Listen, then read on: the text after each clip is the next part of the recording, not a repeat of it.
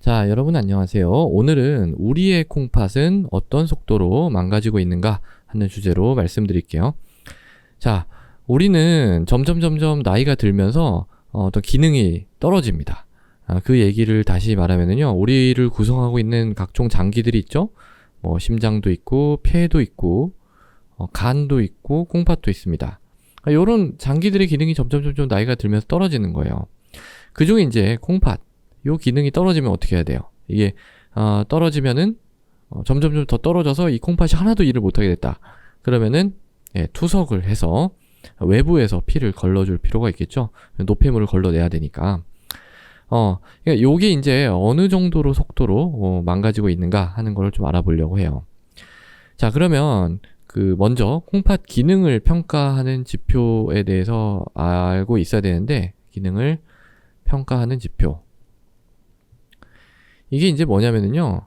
이게 여러분들 건강검진에서 피검사로 체크를 하는 크레아티닌의 수치입니다. 이 크레아티닌 수치를 측정하는 이유는 이 콩팥에서 일어나는 사구체 여과율을 추정하기 위한 거예요. 사구체 여과율을 추정하기 위한 것이죠. 그러니까 정확한 사구체 여과율을 측정할 수는 없어요. 요걸로. 그렇지만은 이 크레아틴 수치하고 뭐 나이, 성별, 인종 이런 걸 이제 넣으면은 어느 정도 추정을 할 수가 있거든요. 그래서 요게 한 120 요 정도면 이제 괜찮은 겁니다. 예. 근데 이제 계산을 좀 편하게 하기 위해서 한 100 정도라고 칠게요. 정상 사구체 여과율을.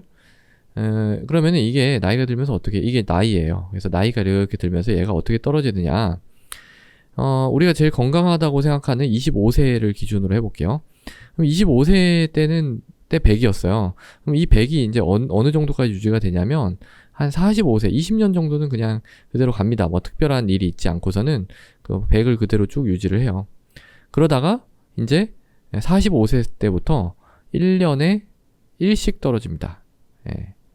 1년에 1씩 떨어지니까 이게 예를 들어서 여기가 이제 25세니까 35세, 45세, 55세, 65세, 75세라고 해볼까요? 75세까지 산다. 물론 요새는 더 오래 살지만 어쨌든 75세까지 산다라고 하면은 30년이잖아요. 그러면은 30년이니까 30 떨어지겠죠?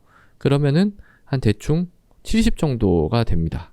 그러니까 요게 이제 정상 사람의 커브예요. 요렇게 떨어지는 거예요. 그러면은 이 70, 물론 아주 정상은 아닙니다. 정상은 아니지만 크게 생활하는 데는 불편함은 없어요. 이 정도면은.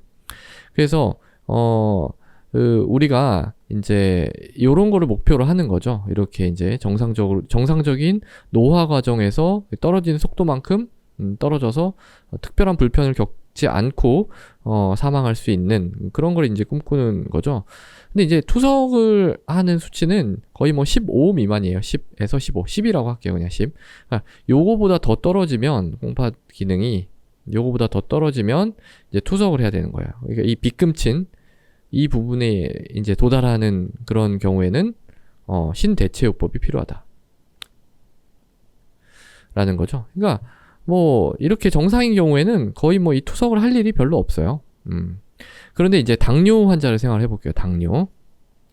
이 당뇨 환자 중에서도요, 이 혈당 조절 하나도 안 하고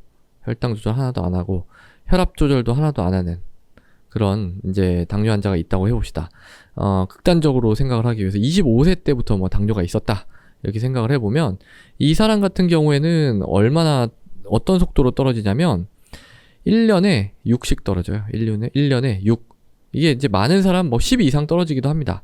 근데 이제 6이라고 칠게요. 6이라고만 쳐도 이제 어떤 일이 발생하느냐. 이게 10까지 떨어지는데 걸리는 시간 15년밖에 안 걸립니다.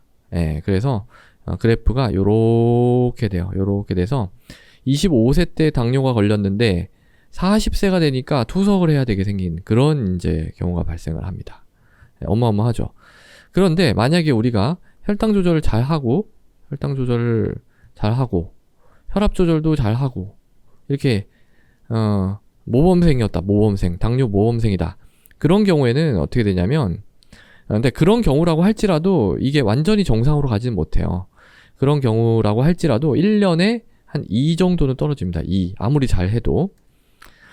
되게 정상에 가깝게 하면 이거보다 덜 떨어질 수도 있어요. 근데 이제 2라고 칠게요. 2라고 치면은 얘가 이제 어느 10까지 떨어지는데 45년 걸리거든요. 그러니까 25세 때 당뇨가 있었다 할지라도 70살이 되어야 이제 투석을 하게 되는 거죠. 그러니까 이 갭이 30년이나 차이가 나잖아요. 40살이랑 70살 때 하는 거는 완전히 다른 겁니다. 이때는 또 뭐 직장에도 다니고 이 생산하는 그런 연령이잖아요. 그렇기 때문에 요 연령대에 건강하게 보낼 수 있는 기회를 놓치게 되는 거죠. 뭘 안 해서 혈당 조절, 혈압 조절을 게을리 하게 되면 그렇습니다. 그러니까 지금은 이제 제가 25세를 기준으로 말씀을 드려서 이렇게 이제 나왔지만 보통은 이제 한 40대 이후에 당뇨가 발생해서 하니까 이때부터 시작하니까 실질적으로 이제 하는 거는 훨씬 늦어요. 훨씬 늦습니다. 그렇다 할지라도 어때요?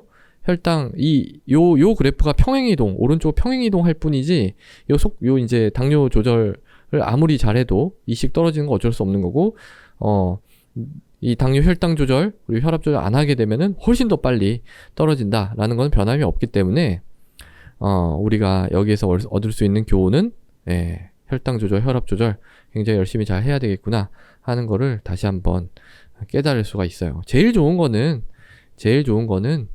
당뇨에 안 걸리는 거죠. 그렇지만은 당뇨에 걸렸다. 어쩔 수 없이 이제 뭐 걸린 상태예요. 그러면은 어떻게 해야 되겠어요? 우리가 건강하게 오래 살기 위한 노력을 게을리하지 말아야 되겠죠. 그 기본은 바로 혈당 조절, 혈압 조절입니다.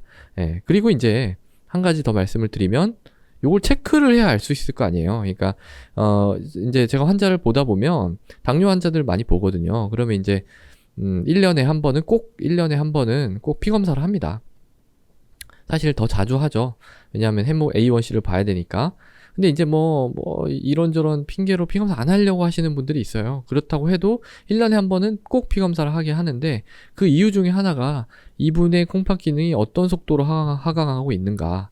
그러니까 병원에 와서 그냥 혈당 쟀을 때만 괜찮게 나오고 평소에는 엉망이면 이게 이제 속도가 빨리 떨어지거든요. 그러면은 이제 경각심을 조금 더 해서 요 속도를 이쪽으로 끌어올려야 되겠죠. 요 그래프를 이쪽으로 갈 수 있게 만들어 드려야 되겠죠. 그게 이제 의사의 역할이고요.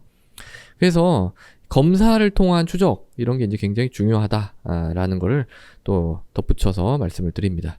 자, 그래서 오늘은 우리의 콩팥은 어떤 속도로 망가지고 있는가 측면에 대해서 말씀드렸습니다. 오늘도 경청해 주셔서 감사합니다.